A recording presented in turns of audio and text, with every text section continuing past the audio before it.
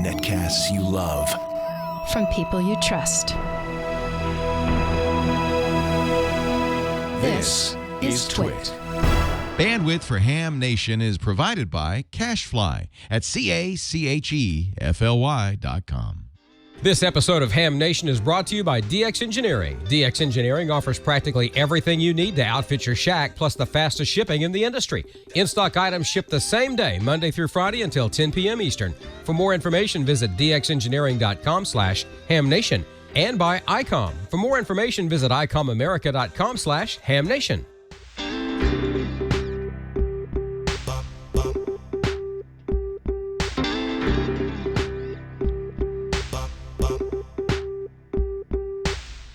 This is Ham Nation, episode number 141 for April 2nd, 2014. Joe Walsh, WB6ACU, is our co-host tonight. Hey, every week we get to hear that. That's the Ham Nation's theme, and you are tuned to Ham Nation tonight. I'm Bob Heil, K9EID, and tonight we actually get to say hello and thank Joe Walsh, W6ACU, for that wonderful music. Joe, thanks for being here tonight. We really appreciate it. How you doing? My pleasure, Bob. Great to be here. Hi, everybody. Yay. And we're going to get back to you to see what that is behind you. Let's see what else we got cooking here tonight. First of all, George is here from Mississippi. George, how you doing? Doing fine, Bob. Looking forward to a big show tonight. We have an all-star crew here tonight. We do. And guess what else? We have W6TWT, the main twit at the Twit Network. Leo, thanks for being here. How are you? I'm great. How are you, Bob? I heard you had surgery. You feeling all right? I'm great. I'm one-armed, but that's okay. I have a really great redheaded nurse that takes care of me. That's always the best part. Yes. You have a bunch of nice equipment, and I see you have two really prominent people there tonight. Tim Duffy, the wonderful K3LR. How you doing? You okay? Hey, doing good, Bob. It's great to be here. Yeah, I'm glad you could make it. And Ray, Mr. ICOM, how are you, Ray? Doing well, doing well. Had a fun time getting down here. All right. And, of course, we're just having all kinds of fun. But before we get too far along and get back to Joe and find out what's behind him, we need to go to Costa Mesa, and it's Gordon West. How are you, Gordon? We're fine, and Southern California survived the 5.2 earthquake. Nothing near the Chile earthquake, but it was rocking and rolling. Back to you, Bob. All right. Well, let's not forget that you've got some Hamfest. Let's kick those off real soon if you've got them handy, and then we can jump back to good old Joe. Let's see what's happening in the Hamfest world first, though. Roger, this Friday, Saturday, and Sunday, the 65th Visalia DX Convention. That's one that everybody's going to, and Contest Academy on that Friday. Also, Bob, this Friday, April 4th, November 4 Charlie. That's the Navajo 4 Code Talker, and they're going to have Chester Nez. He's the last surviving Navajo that did the code talking. He's from Platoon 382. They're going to be on 14.210 in the afternoon. Also, Joe, you'll like this. They've got a TBX-6. That's a 5-watt AM transmitter, and they'll be on 3885. So tune them in there. Thanks, Ron, KB5LNC. So that's what we have for this weekend, Code Talkers as well as Visalia. Back to you, Bob. All right. Well, that's great. And there's a lot of activity going on all the bands these days. And I've been spending some time when we're down in the Ozarks on 10 meters. 10's been really good, and 15, so on. So we're having a good time. Well, we want to go back to Joe. Joe, I'm just really curious. What's going on behind you? That looks really intriguing. What are you doing, man? Well, I've always wanted to get back into analog synthesizers, and really nice company on the internet, and I've been able to assemble pretty much everything I need for. Well, let me show you this. It's pretty darn impressive. But this is a Moog synthesizer. This is a big one. Wow. Look at that. All right. There you go. Wow. Yeah, we can see it. That's great. That's what they were, and it's. I guess it's obsolete with what they have now because they have little keyboards that have symphonies in them. But that's what started it all. Those are the individual modules, and you put them all together. It's monophonic, not only one note at a time, but it makes noises like nothing else does. You might remember Switched On Bach was an album a long time ago, and Tomita, Snowflakes Are Dancing. Yeah. Those guys that were the very beginning guys. And Tomita, it took him 1.5 years to make that album. Wow. Working every day, one note at a time. Well, evidently, your recent album, Analog Man in a Digital World, did it have anything to do with making you think about maybe we should try some analog synthesizers? Yeah. There's just nothing like them to mess around and hook stuff up and turn knobs. I love knobs, so I got a couple hundred of them in back of me. And you never know what you're going to get. But yeah, I love the old analog technology. It still sounds great. It's obsolete now, but it's perfectly good stuff. Well, I don't think it's obsolete. It might be obsolete for some, but for those that can really do things with it, and of course tracking, well, you can make some great things happen. What's going on in your amateur radio world? Have you got plans going to get some towers up, or what's happening?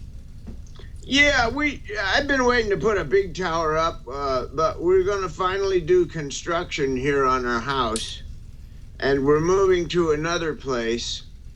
Because that's going to take quite a while. So I've got antennas going up as we speak for 80 and 20 and 40 so far.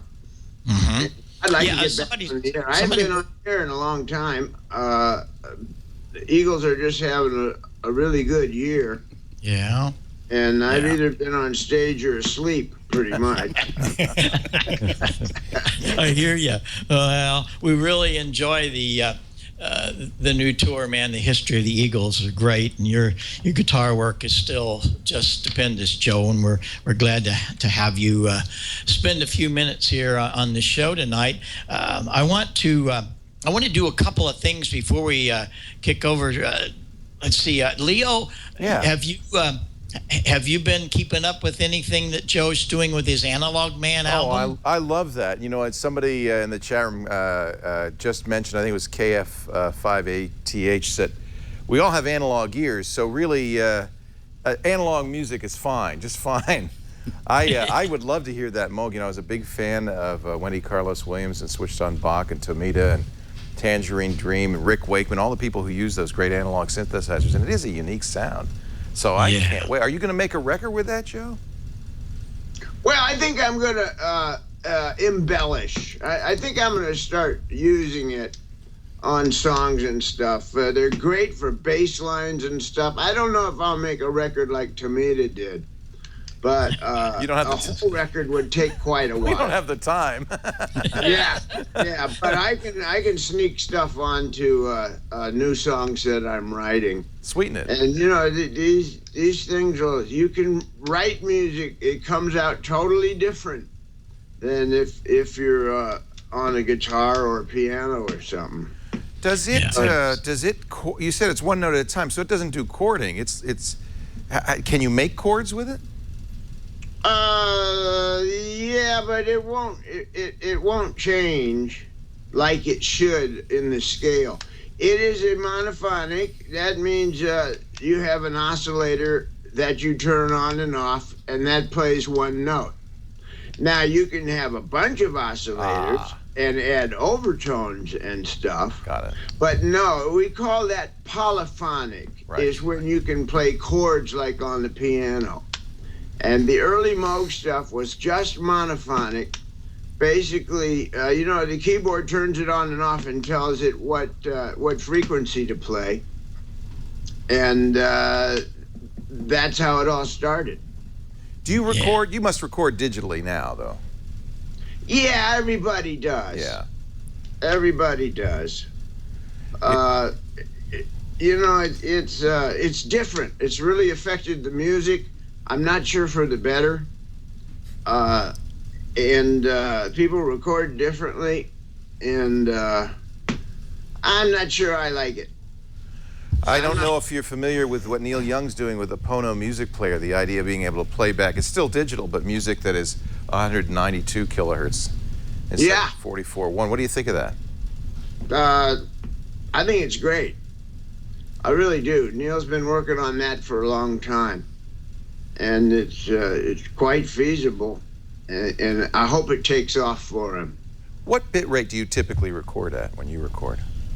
Oh, 44.1 works good. 96 maybe. We don't go all the way up because it just eats up. Sure. It eats up gigabytes, Sure.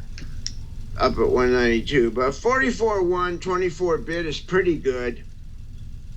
So you don't do 16, you go to 24. That will give you a lot more resolution. Yeah. Yeah. Yeah, it's 24-bit. Yeah. And we'll go on up if it's an orchestra or something like that. There's not that much difference at 24-bit. And it's not single sideband, am I right? Just kidding. Just kidding. It's all FM, right? Yeah. Yeah. It's a whole bunch. You're recording a whole bunch of frequencies that nobody can hear also, I do know that. Yeah. Oh, that's great. Well, when you get this all together and you track it all, as I said, we got a good drummer. George can do little drums for you. And George, did you ever play with a synthesizer in your music days? I sure did. As a matter of fact, the first band I was in, the keyboard player had built one of these Paya synthesizers. Are you familiar with the Paya synthesizers from long ago, Joe? No, I'm not. I should be, and I'm not. Go ahead. Tell me about it. Yeah, I think it was P-A-I-A is how you pronounced it. They sold synthesizer kits. Of course, nowhere near as good as a Moog, but you built your modules, and you had to use patch cords to stick everything together with. And every now during the middle of a gig, the thing would just go off and sound like a siren or something in the background, so we finally made him quit using it. Oh, well. And then, Leo, there's David that now does all the Carbonite stuff. He was the ARP. The big deal at ARP, wasn't he? That's right. He partnered with ARP, who made the ARP synthesizer. And yeah, that's right. I was a dealer for them years ago. I sold a lot of ARP synthesizers, and we had several guys here doing lectures and workshops in our Ye Olde Music back in the 70s for the ARP. That was great. Joe, you used ARP synthesizers, didn't you? And you were doing some things with. Sure did. Matter of fact, I've got a 2500. 25. Which is a really big one. Wow. With about a 5-foot-long keyboard. I've got that in my locker, and that used all matrix switching. Because I want to look up number 9, the picture that I sent you, Brian. See if you remember this, Joe, because this would have been some of the times that we had the Mellotron and a couple of other things. Look at that. Who are those people? That's my band Barnstorm. That's great. Yep. Joe Vitale and Kenny Pazzarelli, they play with Crosby, Stills, and Nash. Yep. And the other guys, I'm not sure who they are. And what are you holding there? What is that? I had built him a little practice amplifier that we wanted to use to drive the talk box with, and I had built. Yep, and I brought that over to Kiel Auditorium because we were doing the sound on that tour. But that was that little practice amp. It really is what we built it for the talk box. Bob, where'd all that long hair go, Bob? Look at that. You old hippie, you. Look at you. Well, we were so engrossed in what we were doing on the road, we didn't have time to get a haircut. Oh, that's right, your story, huh? Yep. There's another one too, number 10. That next one was kind of later on. The James Gang Rides Again, and we were fixing something, Joe. Yeah.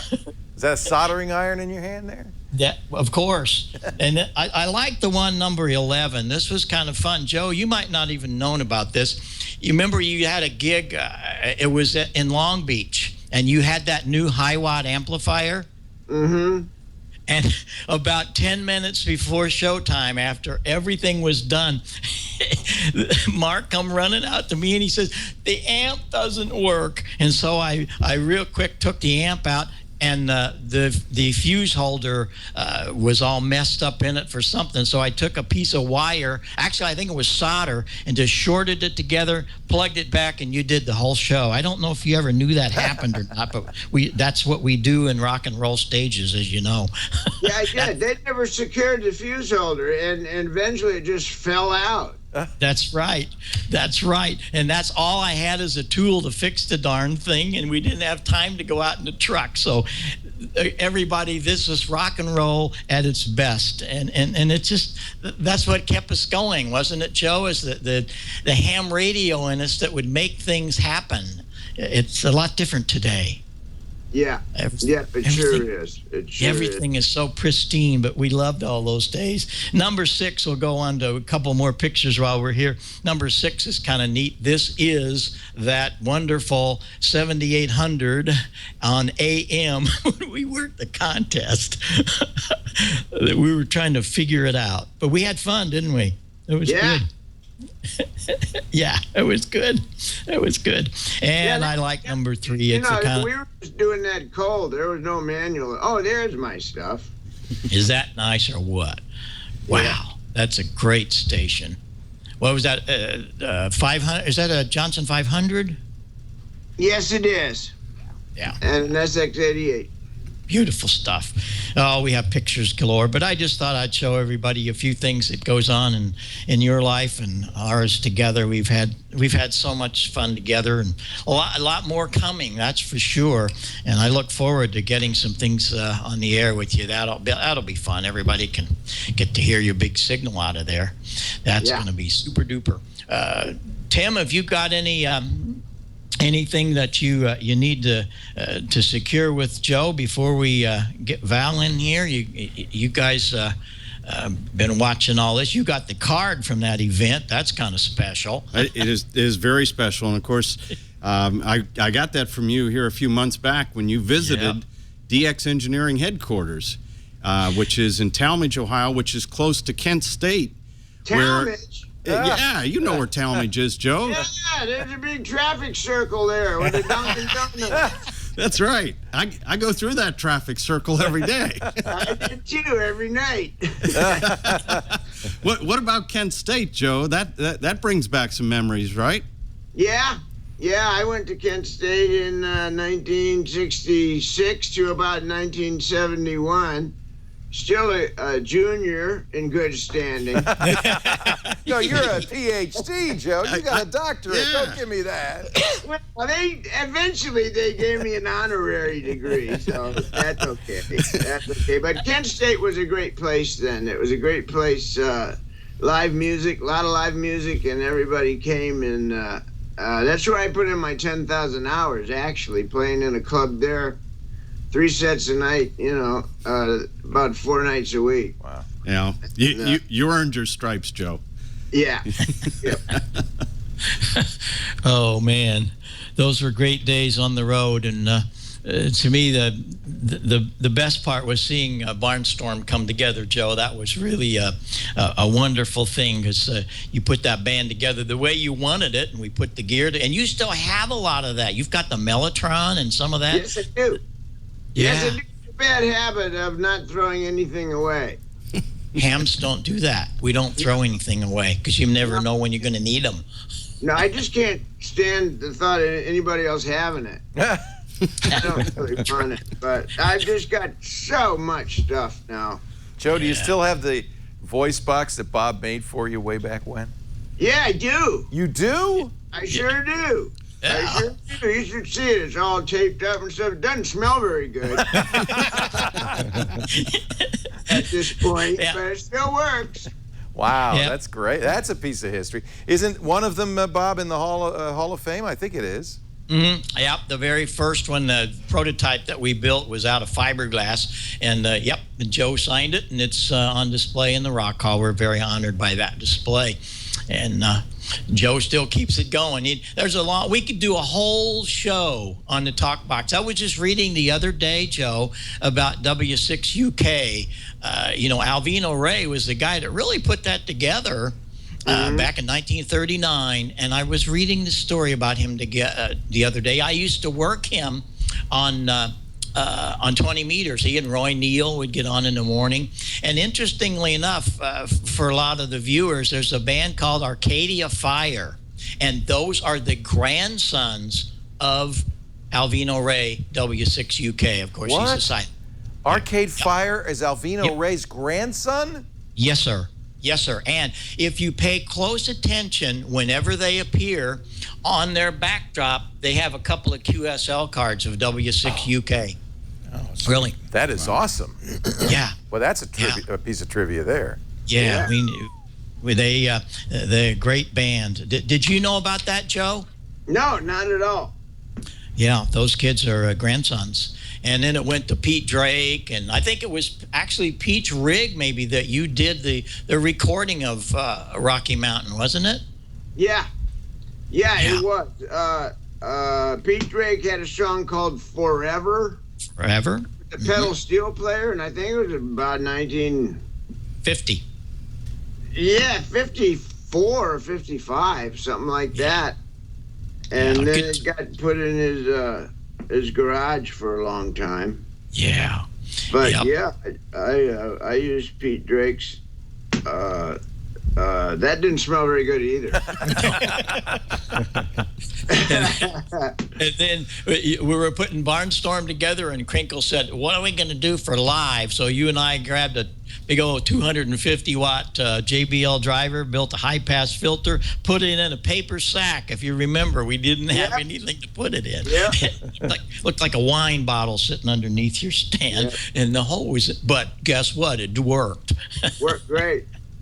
And then I came up with the little talk box as we know it today, and it's still out there. But those were great days, and there'll be others to follow. That's for sure. Well, I got a couple of things we want to do here. First of all, before you get out of here, Joe, Sarah came up with this last night, and she came up with a movie trivia, and we're going to let our contest guru, which is George, we're going to let him handle this, but here's the question for everyone. There was a movie that Joe Walsh and Steven Spielberg appeared in cameos in, the same movie. We want to know what movie that was. George, tell them how they're going to win. The top 5 are going to win some Heil T-shirts, just like you are showing tonight. How they do that? That's right, Bob. Just like the one I'm wearing here, not the one I'm wearing here. I'm keeping this one. But if you'd like to win it, send the answer to hamnationcontest@gmail.com, and we'll have a random drawing of 5 lucky winners. You got to answer that question, though. We got to know what movie that was that Joe and Steven Spielberg both appeared in. hamnationcontest@gmail.com. Okay, yeah, and we'll get them shipped up here and out the door. That'll be fun. And I learned today, Joe, you didn't even know that, and so Sarah dug it out, and there it is. But it's out there. That's fun. Well, we have a new co-host coming on because we're going to start a new segment here on Ham Nation, and we're going to give you a little taste of it tonight. Joe, would you like to introduce our new co-host? Do you have the information there? Yeah, I do. Let me get it. Hang on. What is it, a puppet? What is, I don't, what? Yeah. Nah. Okay. This is exciting. Okay, her name's Natalie, right? Valerie. Close. Valerie. Oh, this is Natalie. Okay, Yeah. Valerie. Nancy Victor 9 Lima. That's her. That's her. And she did the contest school, I guess. And was in her first contest and set a whole bunch of new records. Oh, yeah. And, Tim? Yeah, Bob. Freight train. Tim taught her at Contest University, and he calls her his poster child. And so She did there you amazing. go. Yeah. She- without further ado, let's see if NV9L is around. She's probably out working DX while we're all there. There she is. Hi, guys. Hi. Valerie. Hello. What band you looking at back there? Probably 20 meters, right? No, I got 40 up right now. 20. Okay. Well, we're really happy that you're here. And Joe, you're getting up antennas so you can work her, right? I would love to. I would love to work you too. I've never worked you, Joe.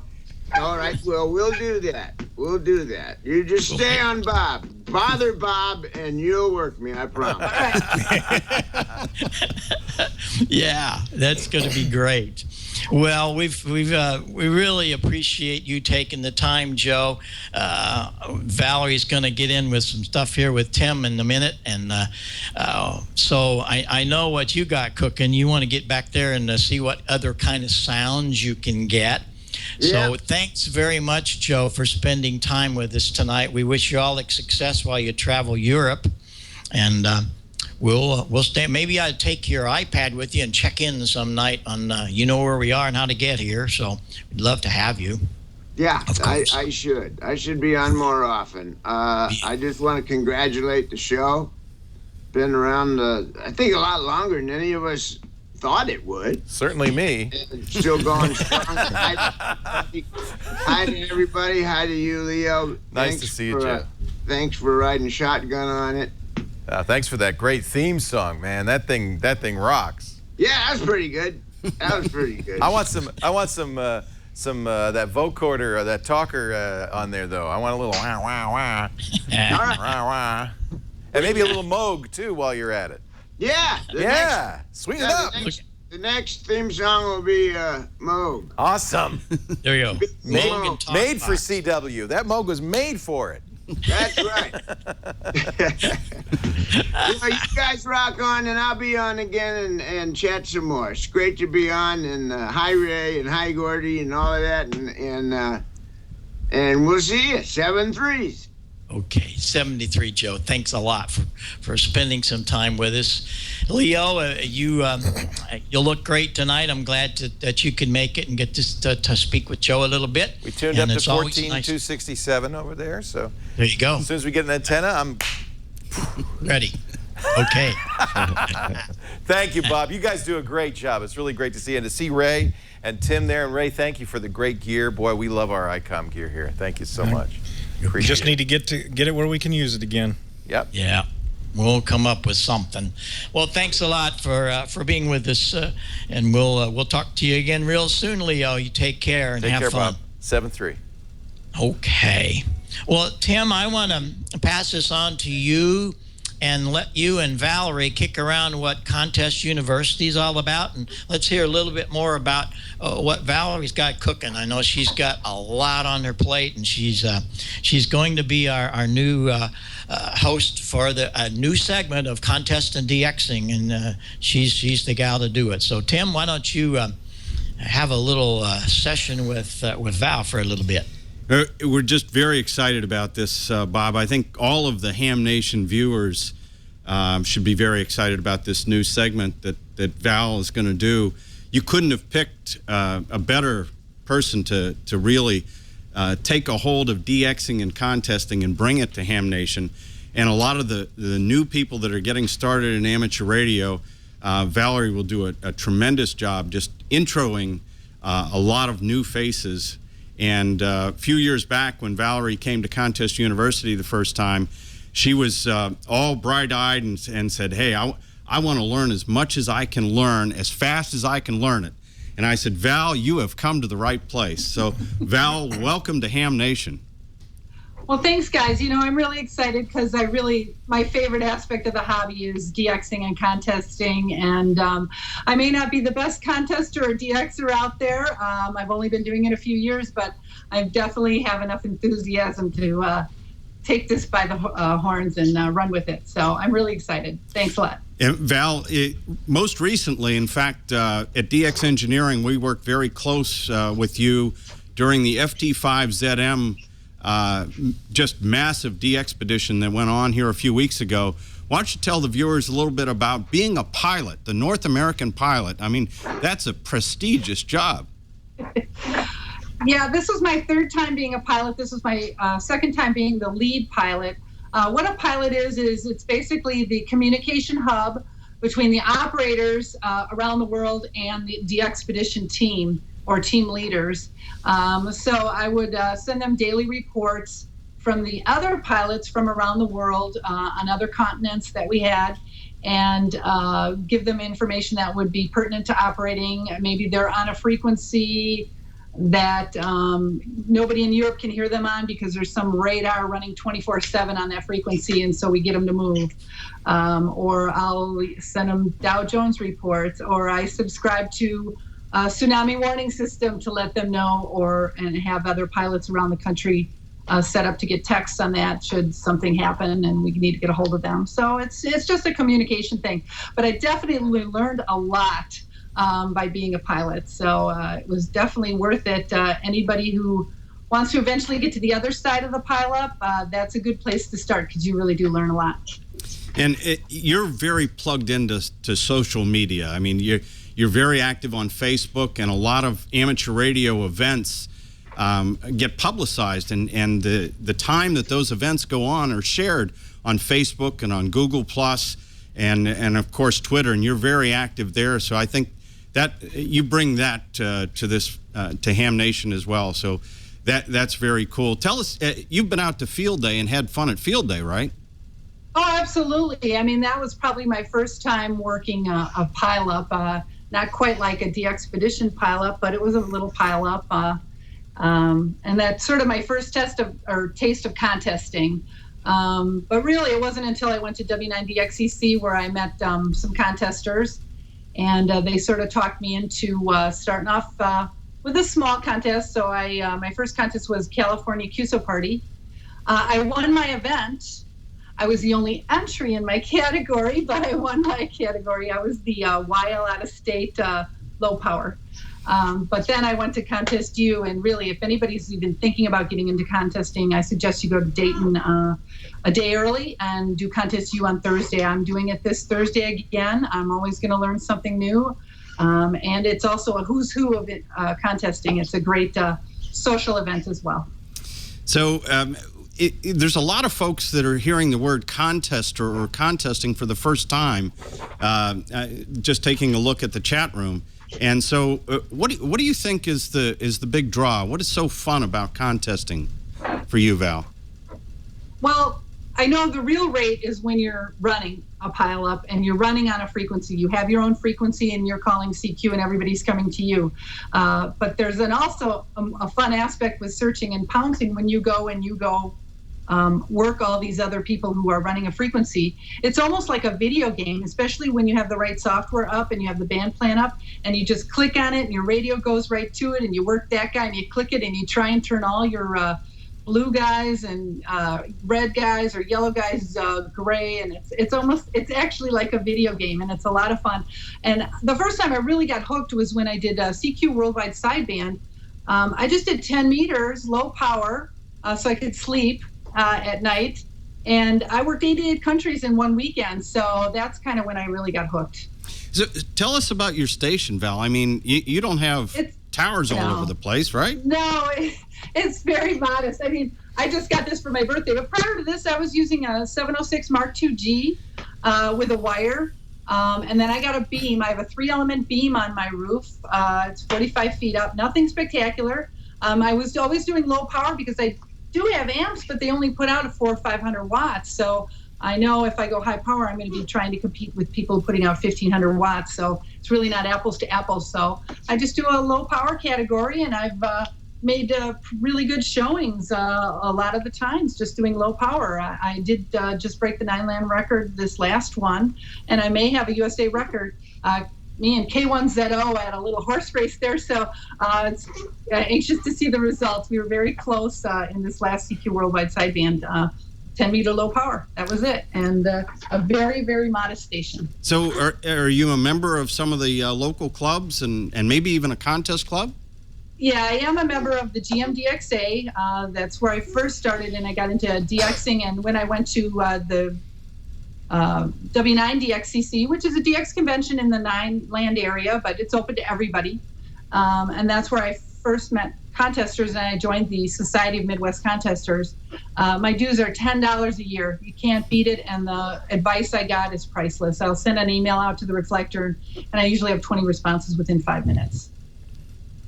So you would classify yourself as a very active contester, but I think you're continuing to learn, and I know I learn something every contest that goes on. And in fact, Ray came and operated at K3LR here a few years ago, and he taught me some things. Oh, I did, really? Yeah. How not to fall asleep when the band's dead? That's right.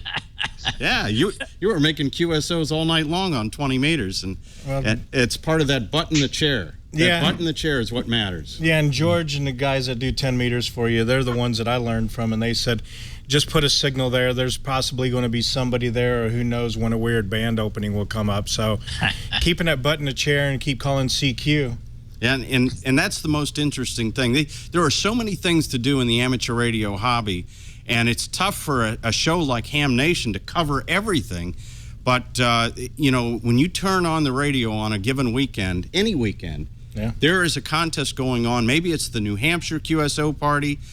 Maybe I think there was even a special contest on April 1st. There's all sorts of contests that go on. And so I applaud Bob and Gordo and George for seeing the future here of Ham Nation and asking Valerie to come on board, Bob. This is fabulous. Well, that's what we're trying to achieve here. We have so many segments. We want to do a QRP segment. There are things to do with digital, and we just don't have enough time in a 1-hour show. And so what we've been talking about with Brian and all of the people back in Petaluma, how we could do this, and this we're going to try to do this and hope that everybody will chime in and help us. Tell us what you need and see if we can make it happen. And the only way to do that is to have these segments every couple of weeks or every other. It'll see how it works. And that way we'll be able to cover a lot of subjects. Now it means you're going to have to watch the show and make sure you're here every week, but you are anyway. And we just don't want to cover the same thing. So that's what we're going to do, Tim. You think that's going to work? What's your idea of that? Oh, I think it's going to work great, Bob. And I like the idea of mixing it up. As I said, you could spend 24 hours a day, you know, doing ham radio. There's just so much to do. And I think, you know, the guys that do QRP, the guys that do the nets, I mean, I check into nets. I check into 5 different nets every week. And I'm on 75 meters in nets, and I do my share of rag chewing, too. I to and from work on 2 meters. I mean, who wouldn't? It's a great opportunity to get on and meet new people, especially when somebody from out of town comes on a repeater and nobody goes back to them. I jump at the chance to welcome them and you know, meet somebody new and to hear about their fun, what they like about amateur radio. There's just so much to do, and so it's tough to do it in 60 minutes every week, and thank God we've been able to extend the show some weeks to 90 minutes and more, because there is so much going on in this hobby. There is, and my whole situation is that I hear guys and they get on the same frequency every night and they talk to their friends, and that's all fine and good, but man, once in a while turn that dial and see what else is out there, and that's what we're going to try to do with some of these other segments. And so I'm really happy to be able to, we've been thinking about this a lot, to find out who would be that person, and that person is here. We're very excited to have Val with us. Val, do you have any little last-minute news about what's going on in the DX world real quick, just to kind of give us a little teaser as to what you're going to do? Absolutely. Well, tonight I was going to tell you about the latest DX going on, but then I just got a email about BK9MT, which is the hot DX expedition going on right now. They're number 22 on the most wanted list. And they just sent out a notice that there is a tropical depression near them. And so they are going to be packing up all the non-essential items. And at 0300, in about an hour or so, if the weather is not improving, they may be tearing down. So they're asking anybody, if you've already worked them, please step aside and let the other people who need them for an all-time new one get in there and not work on the bingo card, so to speak. So that is going to really take preference on the rest of the DX. But yeah, there's a lot of cool DX right now. Guinea-Bissau, Tonga, Morocco, Aguasuaro, they're all out there right now. And if you guys want to try out a contest, you don't need to turn a login this weekend. We got 2 QSO parties going on. We got Mississippi and Missouri. It's a good time to try that out. All you have to do is give your signal report and your state, and that's it. And you can try it out and see if you like it. You mean we could work George and get a point this weekend? Is that true? Absolutely. Well, and he would get one as well. Yeah. And you don't even have to turn a login. You can just go out there and have fun and pass out some QSOs. That's great. Well, we really appreciate you taking your time, because I know you're a really busy lady. You have a day job and you fix your own antennas and you put all your station together, and here you're going to take us on. I'm really excited about this. So thank you so much, and I couldn't think of a better time to have you on to let Joe Walsh introduce you to the Ham Nation audience, and we're happy to have you, and we'll see how it all goes from here. Well, I think that Tim has a couple of words about a real nice company over in Talmadge, Ohio, and Joe told you right where that was. He's been there. He has been there. He was there before I was, and now as of June last year, I'm just very fortunate to be a part of the DX engineering team, and we have a lot of products that we carry. We carry, of course, the ICOM line of radios. Oh, always, yeah. See, here's the mug that turns both ICOM and DX, and of course we make some very interesting products, some products that no other manufacturer makes, like the noise canceling controller that Ray is holding, and this is a very effective tool, and you can see it on our website for phasing 2 antennas together to eliminate noise and to allow you to hear more stations, whether they be DX stations or even local stations. Some guys are really using this quite effectively to solve complicated receive problems. And so that is available at DX Engineering. It is our flagship product. We also have things like 43-foot verticals, and all of these items are in stock and ready for shipment. If the item that you order from DX Engineering is in stock, it ships that same night. Get your order in before 10 o'clock, and it is the most impressive thing, Bob, when you see the UPS and FedEx trucks backing up, and it is go time. At 10 o'clock, once the order shut down, everybody is boxing and stapling things together, and out the door it goes. Here is a great tool that we just introduced. This is the Mast Load Estimator. And so for those of you who want to put up multiple antennas on the top of a tower, you can put in your antenna here in the Mast Load Estimator. This is a free program that is on the DX Engineering site. Put in the wind load area, and we also have a chart there if you don't know the wind load for your antenna. There goes antenna 1 that's 4 feet above the top of the tower, and the mast is 11 feet tall. Here goes the 6-meter beam. That's antenna number 2. That's going to go at 9 feet up on the mast, and then you push the calculate, and it tells you right away if that mast is going to survive at 60, 80, 100, or 120 miles an hour. Once you get ready, you can add it to your cart and get it shipped to your door. And Bob, this is incredible.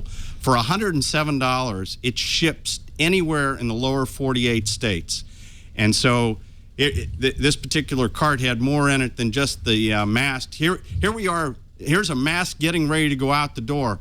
all sealed up, nicely comes in corrugated cardboard so that it arrives without any dings. It's a galvanized, high-strength chromoly mast. We even put dollies on it. There's 2 sets of dollies that go on it so that you can pull it up your driveway. That's how it comes to you right out of the truck. Isn't that incredible? This is a DX Engineering. Just go to dxengineering.com 24 hours a day. If you want to talk to our knowledgeable sales guys, 8:30 to 4:30 Eastern Time, every day during the work week, they're available to help you make your purchases. dxengineering.com. Hey, I was there. I saw it in person. I couldn't believe it. My gosh, it's amazing. So we're really happy to have you with us, Tim, and I look forward to a lot more visits there, and gosh knows what's going to happen because you guys are able to turn out some products. So very, very cool, that's for sure. Well, we have some news outside of what's going on here tonight, and Don Wilbanks was so kind to do this and pre-record all this, so we just couldn't get him in the show tonight, but he'll be here next week. But here he is to give us Newsline. Don, it's all yours. From Amateur Radio Newsline Report, number 1911, these are the Ham Nation headlines for Wednesday, April 2nd, 2014. Big news in the Ham Satellite Arena. Amateur Radio Newsline's Heather MB, KB3TZD.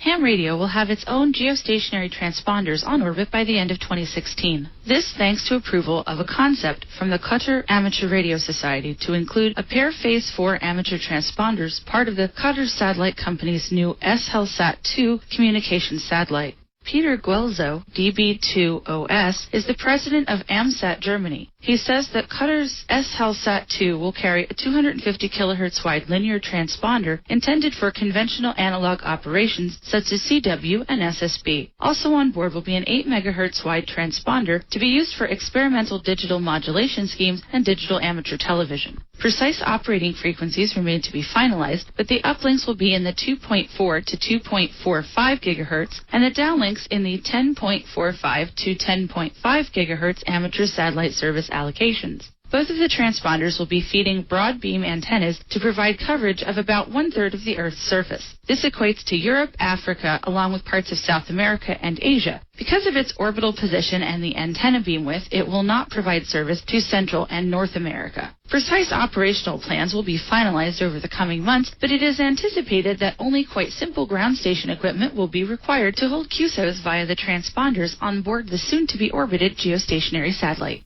You'll find links to more information on this exciting development in the printed edition of this week's Amateur Radio Newsline Report. Still with space news, Jim Davis, W2JKD, tells us there will be a delay in the final commissioning of the new ham TV system on board the International Space Station. According to Eris Europe Chairman Gaston Bertels, ON4WF, the final step to bring ham TV into full operation now will not take place until late April or early May due to the scheduled arrival of the SpaceX Dragon resupply ship, docking, and related operations. Because of this, the ham video blank transmissions came to an end March 31st. Saturday, April 26th, stations around the world will be on the air to celebrate International Marconi Day. This is a once-a-year opportunity to make contact with historic Marconi locations around the world and to celebrate the birth of Guglielmo Marconi, April 25th, 1874. So far, over 20 Marconi-related sites have confirmed they'll be on board this year's celebration. These include the historic GB4IMD at Poldhu in Cornwall, England, along with VO1AA on Signal Hill in St. John's, Newfoundland, and W2MRC at Monmouth Junction in New Jersey. All stations planning to participate are urged to register in advance. You'll find full details at www.gb4imd.com. And now Jim Davis has a couple of names in the news. Tony Emanuel, WA8RJF, has been named the new VHF editor of CQ Amateur Radio Magazine. A ham for nearly 50 years, Emanuel, who lives in Painesville, Ohio, has been active on VHF and above for the past 30 years. He enjoys building equipment and is operated on all bands from 6 meters to 47 gigahertz. He succeeds Joe Lynch, N6CL, who stepped down after 22 years as the VHF editor to devote his full energies to his new position as Director of Religious Education for the United States Military Academy at West Point, New York. And Fernando Casanova, EC1AME, has posted that back in the 1980s, while he was reading the Spanish-language magazine Hola and found a very interesting article about Marlon Brando's private island in the Pacific. Amongst the pictures he spotted were 2 ham radio-related ones and later posted them to the EA1URO Internet discussion site. As some of you may know, Marlon Brando was licensed as KE6ZPH here in the USA and F05GJ while in Tahiti. Brando was listed in the Federal Communications Commission records as Martin Brando, BRANDEAUX, to preserve his privacy, and that he used that name while on the air. His private island was to become a luxury resort in 2013. And finally this week, NASA has released an interactive mosaic of infrared images of the Milky Way. The Galactic Legacy Mid-Plane Survey Extraordinaire Project, or GLIMPSE 360 for short, allows viewers to see stars normally obstructed by interstellar dust. The variable zoom image is a composite of more than 2 million photos taken by the Spitzer Space Telescope over the course of a decade and sent back to Earth via its radio system. NASA says all of these images together still only make up 3% of our night sky, but because the Milky Way is shaped like a stellar pancake, that small percentage still shows more than half of the stars in its disk. Again, you'll find links in the printed edition of this week's Amateur Radio Newsline report. And that's all from the Amateur Radio Newsline, your independent source for amateur radio news, brought to you each and every week for over 35 years and counting at www.arnewsline.org. I'm Don Wilbanks, AE5DW 73. We'll see you next time here on Ham Nation. As usual, great report from you, Don, and we'll look for you live here next week. I am not sure. Let's see, next week I will not be here. Tim will not be here. We're all going to be in Las Vegas at the NAB show. BSW is doing a big thing there also. We'll be in their booth, but next Wednesday night, Tim, we get to have about 800 of our closest friends in a reception that you're going to join in the sponsorship. So I appreciate you doing that. That's going to be fun. It's going to be a great time, Bob, and I can't tell you, I haven't been to an NAB in a long time. Looking forward to going back and seeing a lot of the faces and some new faces, and I'm just thrilled to be part of your team, and the DX Engineering is thrilled to be sponsoring alongside Heil Sound. Yeah, okay. And we're crashing the party too, Bob. Ray, yeah, Ray, I was going to say, you coming this year also? Yes, sir. I'm going to be there, bringing my wife Cindy along with me, who is watching the show but not in the chat room, she tells me. But there's going to be a 7,100 for a door prize. Oh, my. Okay. Well, Tim, that leaves you and I out. We can't enter the contest since we're sponsoring the show, but what can I tell you? Oh, wow. Well, we have a little bit of word here from ICOM, so let's crank up the old machine, Brian, and see what you got. Last year, ICOM introduced the IC7100 touchscreen mobile to rave reviews. Now, ICOM's doing it again, taking innovation and mobility to the next level. This time, they're announcing the new ID5100A, a VHF-UHF dual-band digital transceiver. ICOM's mobile radio features a large, responsive 5.5-inch touchscreen with software keypad and independent main dials, volume, and squelch for A and B bands. The ID5100A also includes an integrated GPS receiver. Position, course, speed, and altitude are displayed. The GPS antenna is located in the remote head, so no external GPS antenna is required. And there's a great DV and FM analog repeater list function that uses the GPS position info to display repeaters near you. The dual-band receiver offers VHF-UHF, VHF-VHF, and UHF-UHF simultaneous receive capabilities. Digital functions include D-Star DV mode operation, dual-watch receivers, D-Plus reflector linking, and enhanced DPRS. An optional Bluetooth unit supports headsets for hands-free communications. And there's the free RS-MS-1A Android app available for download on Google Play that offers a number of useful remote features. The ID5100A has 50 watts output power for both VHF and UHF, an SD card slot for recording and playing back QSOs, CS5100 cloning software, and much more. Visit ICOMAmerica.com/amateur for more information on ICOM's ID5100A D-Star Mobile. And after each episode of Ham Nation, go to ICOMAmerica.com/HamNation and enter to win some great prizes from the ICOM swag store. Also, they're giving away a prize each month, a grand prize that's going to be a radio. And last month's winner was Brian KK4QYI, and he won a brand new IC80AD. Congratulations, Brian. Thanks for participating in the contest. And Ray, you know, we just saw that ad on the new ID 5100A. Can we give one of those away next month? That's going to be the radio that's going to be for the April. Oh, great. Yeah, it's the ID 5100A, the dual watch mobile with 50 watts of power on both VHF and UHF. Plus, it's got touchscreen, D-Star, built-in GPS, SD card storage, Android remote control, and available Bluetooth connectivity, and a lot more. So go to ICOMAmerica.com/HamNation after this episode of Ham Nation and after each episode and throw your name in the hat. You could win. Well, right now, we're going to kind of pick up where we left off last week. We were talking about interfacing external audio to your rig. Last week, we showed you how to use a transformer and various methods for unbalanced and balanced connections. This week, I'm going to build a breakout box. It's an oldie but a goodie, but it's been updated just a little bit because I had a lot of people wanting to know how to hook external audio to an IC70, which one was that? An IC7200.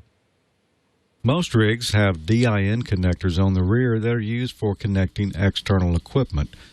This DIN connector here is a 7-pin, and you'll notice that it has holes in each pin so that you can tin your wire, slip it down in there, and then solder it. Now, you need to be aware that just because it's a 7-pin does not mean it will fit your rig. There are different configurations of these connectors, and you might have the same number of pins, but they could be lined out differently on the connector. So be aware of that when choosing the right connector for your rig. Now, some connectors, like this 13-pin, have so many pins and they're so small that there's not room to put a hole in the top. In this case, you'll have to put a little bead of solder on top of these pins and then solder your wire to it. You can reach this with the soldering iron. I've already done this connector, but I wanted to show you that it is possible. You just get the finest tip that you can find, and it will fit right in there on top of the connector pin. Now, it's best to do the wires that are in the center of the connector first, and then work your way toward the outside. You'll also notice that I put heat shrink tubing over these wires, and that's because when you heat the wire, it'll often cause the insulation to shrink back. So I used the heat shrink so that after I had soldered the wires down, I could pull the heat shrink over the exposed wire and then not have naked wires hanging out and loosen the connector to short out. If you purchase a new ICOM rig, it will come with a pigtail already soldered to the 13-pin DIN connector. You can look in the manual and you'll find the color code for these wires to translate it to pin numbers, and this will help you get going a lot quicker. Today we're going to build a breakout box for the IC7200, so we began by looking in the manual at the 13-pin DIN accessory socket. Pin 2 is ground. Pin 11 is the modulator input where we would feed audio from our mixer into the rig. And pin 12 is the AF detector output that we would feed to an amplifier to a speaker. Now, ground is pin 2, and if we look at the table, that's going to be red. Not sure why they chose red for ground. The modulator input is pin 11, and that's the pink wire. The detector output is pin 12, and that's the light blue wire. And the push-to-talk wire goes to pin 3, and that one's orange. You should be aware that there's no standard for the 13-pin DIN connector. Some rigs don't even have it. The Yaesu FT-2000 here does not have the 13-pin DIN. In this case, you'd get your audio in and out on another connector on the rig. The Kenwood TS-2000 does have a 13-pin DIN. However, the pinout's different than it is on the ICOM. The pinout can even vary among different models from a single manufacturer. For example, the TS-450S has pin 12 connected to the modulator. I don't think the TS-2000 even has a modulator. Before we begin, let's take a look at the schematic. Pin 2 is ground and goes to the ring of each connector. Pin 3 is push to talk. Pin 12 is audio out, and pin 11 is audio in. Let's get started building our breakout box. So we'll use the 13-pin DIN with a pigtail that ICOM supplied. And for a box, I'm going to mount all this in an Altoids tin. Now it's kind of small, so there's not room for the 1/4-inch jacks, so I'll use these mini plugs instead. You can use whatever type of connectors you'd like. You might want to use 2 of the same for audio and a second type for the push-to-talk so you don't get them confused. But I'll use 3 mini plugs for all of this.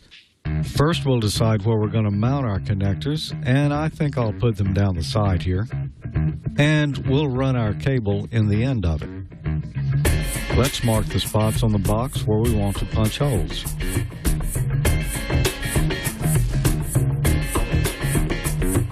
Now, I could drill these out with a drill, but this is such thin material, I'm going to use my hole punch instead.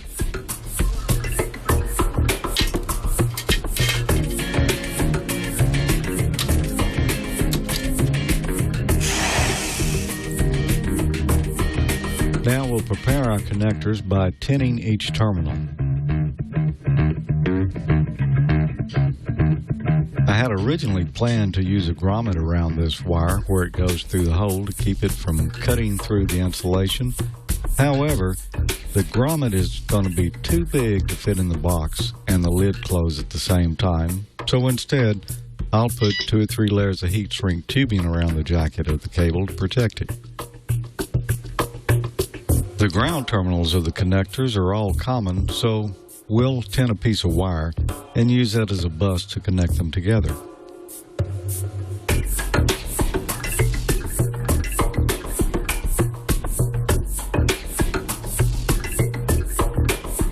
Now with the aid of the solder buddy, we'll connect our wires to the tips of the connectors. The pink will be the input wire, the light blue will be the audio output wire, and the orange will be the push-to-talk. Now that looks great, doesn't it? But I forgot one important step. I needed to put the wire through the hole in the box first. Nothing to do but go back and remove them and do it again. This time we'll make sure that the wire is already through the hole before we begin. And you may notice the other bundle of wires that I'm not using. I put a piece of heat shrink tubing over the end of those to keep them from shorting out against the box.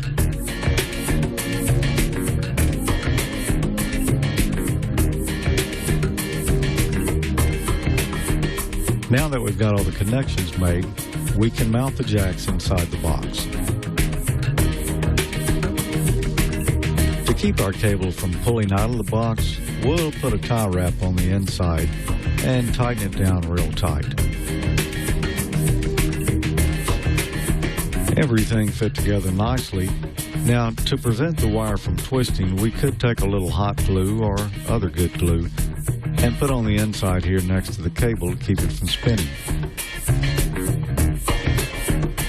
There's only one thing left to do, and that's to label the project so we know which cable goes in which connector.